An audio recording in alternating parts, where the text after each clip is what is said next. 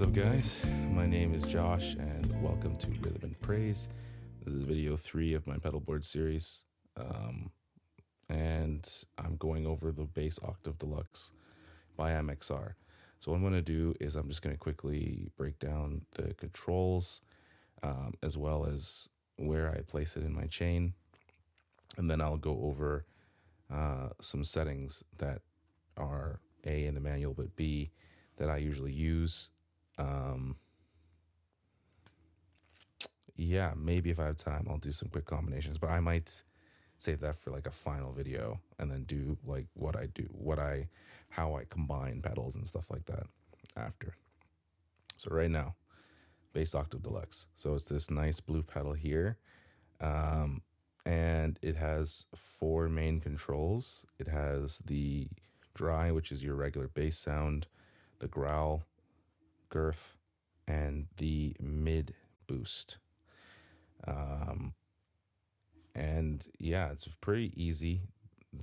I'll demo how, I shouldn't have to demo how my dry sounds, but I will, just to show you that it's basically exactly your bass tone.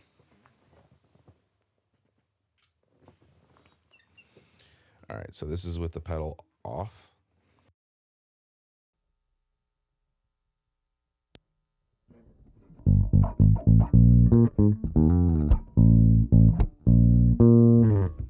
This is with the pedal. This is with the pedal on.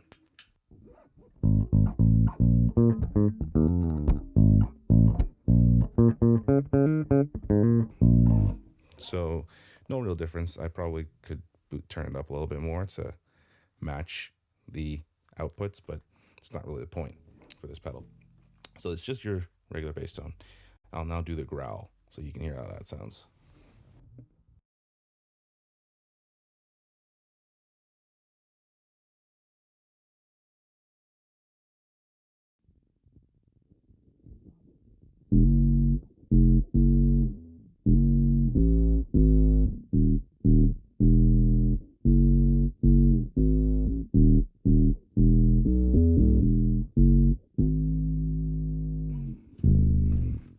So yeah, it literally is the OC2, or it's based off the OC2 from what I understand.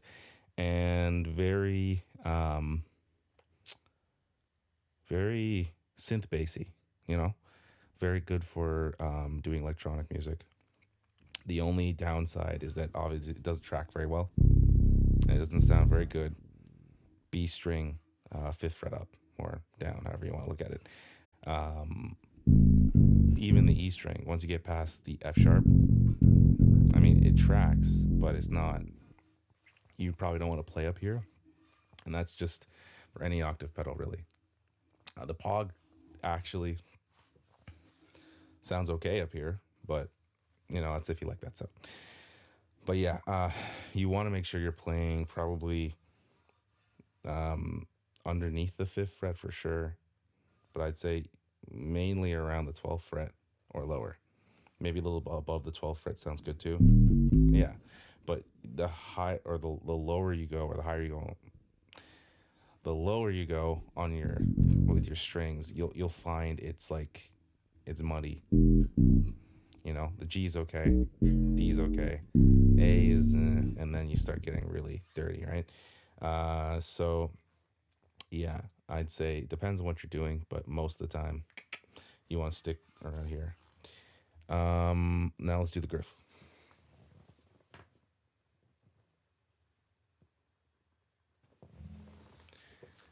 All right.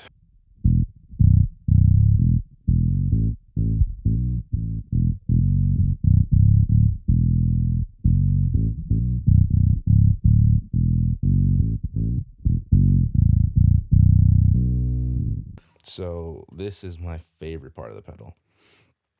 It's the reason why I got it over the Pog, because this is how, in my mind, an octave pedal of your bass should sound, just flat out. It's better than the Pog octave down, and it's, in my opinion, even better than the OC2. It reminds me of the EBS octave bass, but I never had it, so I'm not exactly sure how it sounds, I'm just going off of YouTube and recordings, but it sounds very similar. So yeah, love it. And you don't have to have it too high. If you have it too high, it tends to distort. So you just want to make sure you're wary of that. And then finally, the mid shift. So if you don't have EQ controls, I happen to have them. You have the mid shift, so that way you could boost your, or sorry, the mid boost. You can boost your mids at either 400 or 850 hertz, and it's you know, it's you also have a dial for how many decibels you want to increase. I mean, depending on where you're at, I'll do it on girth right now just so you can hear the difference. So this is regular, and this is with the mids boosted.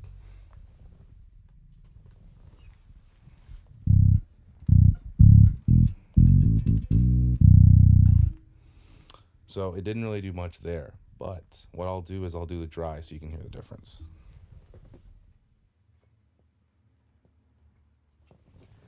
So this is regular dry.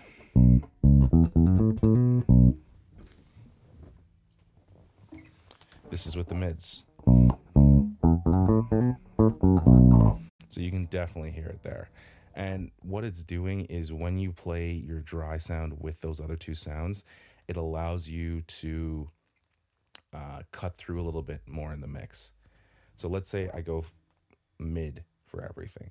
I'll demo that first. It's not really a setting, even though I like it, but let's do that.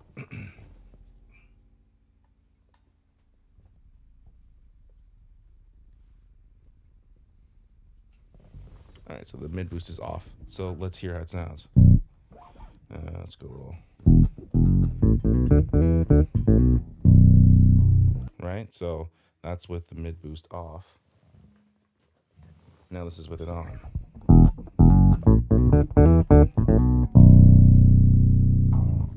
So boosting the dry signal actually helps everything cut through a little bit more, not just the dry. It's kind of weird, but like, so if you're soloing and you want to, it just helps everything not only cut through, but also gel together a little bit more. So yeah, that's the mid boost. You can pick if you want the 400 or the 800. For me though, because I have a parametric mid knob, I can kind of select whatever I want. So I kind of, if I want to make sure I'm boosting certain ranges of the mids, I'll set that to one, and then I'll set my mid to the other, and then I'll just, kind of play around. So even with an active bass, it comes in handy for sure. Now, I'm going to go through the settings. Starting, you've already heard what like noon for all the knobs sound like. Now I'm going to do what they call Playhouse.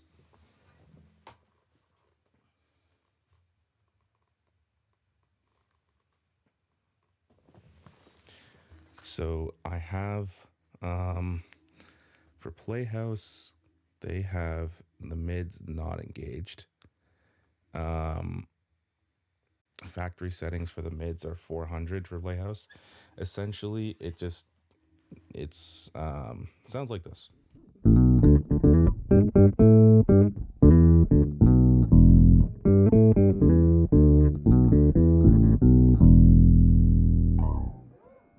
So yeah, very solo-y. If you're playing especially really high like this,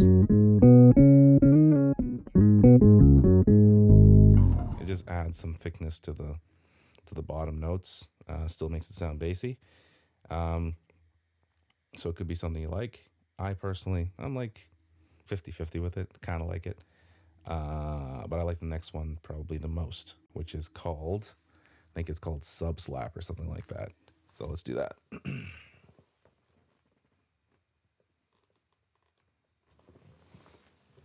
So for Sub Slap, I won't do the mids because I think it's better if it sounds, if the mids are set to 400. So I might boost the mids on my bass to show you, but actually that doesn't really matter. Anyways, yeah, so this is what Sub Slap sounds like.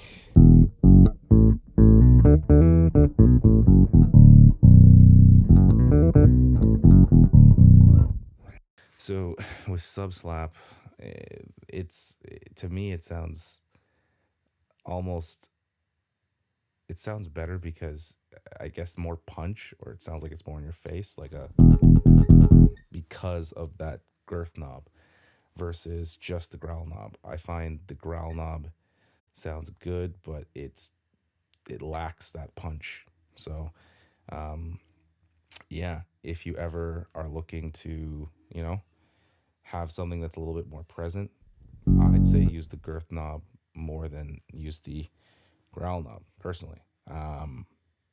Especially if you're using your dry signal mixed in with it. Now the last and final setting is sub rock. I like this setting too. It's great for if you're doing more trying to fill in for like a synth bass or like a key bass type of thing. Not that it'll ever be perfect, but anyways, this is what it sounds like.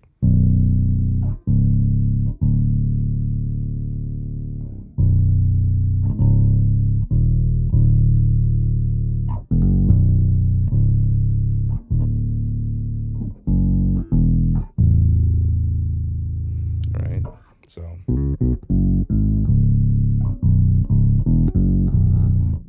So I find this one I like, but I actually like it with the dry close to off or not even on.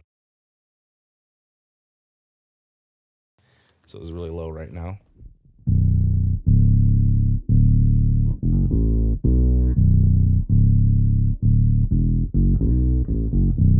So that sound I find, yeah, it's just more of like that type of synthy vibe, right? That it pairs well with if you have like for me, I use that one at church a lot, just to kind of like make the bass sound a little bit different and to add more EDM-ish type vibes to what we're doing. Yeah. So you could see there too, taking out the dry signal and using any of these settings, it makes it sound more synth bassy. Just as a concept, that's something I like to do.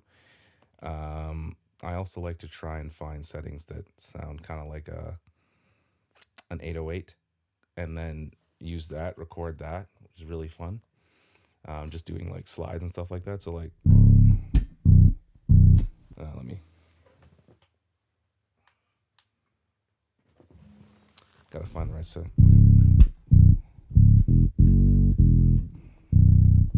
So even that, like, kind of just like playing around. I usually have no dry, a little bit of growl and girth, or I'll do the reverse, depending. So this is like hopefully your classic OC2. So, and I find using your thumb too sometimes, like a.